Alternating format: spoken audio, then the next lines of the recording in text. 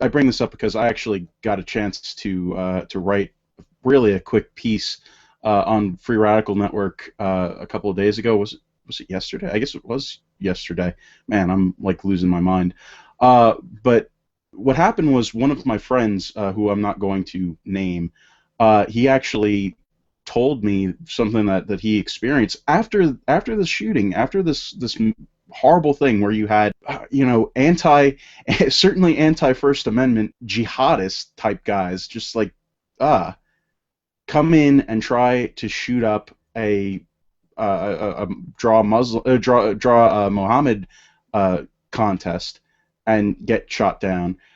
The day after that happened, my friend had to give an oral presentation on the case of Heller versus the District of Columbia. And what happened after that? I'm sorry. What happened after he gave that presentation? His professor came up to him and looked right at him and said, "You're lucky the First Amendment protects your freedom of speech." That's mind blowing to me. That after what happened on Sunday night, that the professor would have the gall to say that you're lucky the First Amendment is there to protect your freedom of speech. Of course, my friend was giving a very pro Second Amendment oral argument. I just to give you a highlight, just goes into talking about the specifics of the case, talks about what happened there, or gave some statistics about how gun control has been just a horrible idea in a lot of instances where it's been used, and he ended it with the dealing with history. Hitler, Stalin, and Mao all implemented gun control before they killed their people. This is something our founding fathers were scared of, not necessarily that people would be sent to internment camps, but of a tyrannical government taking over.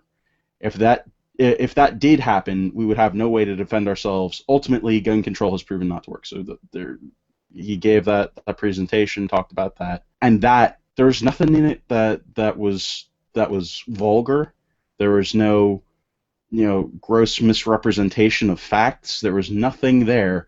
The thing that caused his professor to tell him, you better be glad that the First Amendment is there to protect your free speech, was that he had a pro-Second Amendment stance.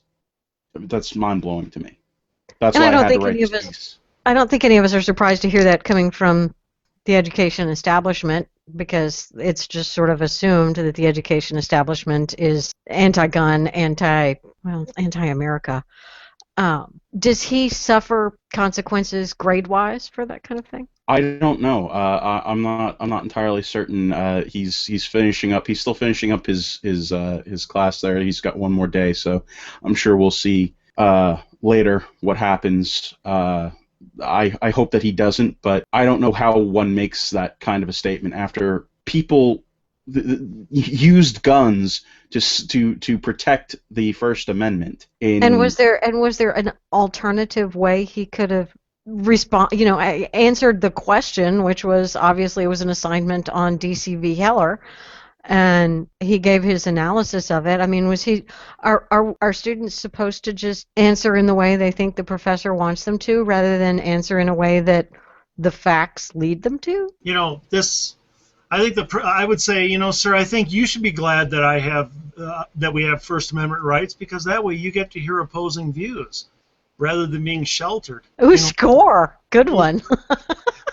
See, I really love a First Amendment open, free society where I get to hear your views and you get to hear mine, because that way we grow stronger by learning from one another, not weaker by walling each other out. Government getting in the way of people trying to help the poor, and it makes me crazy.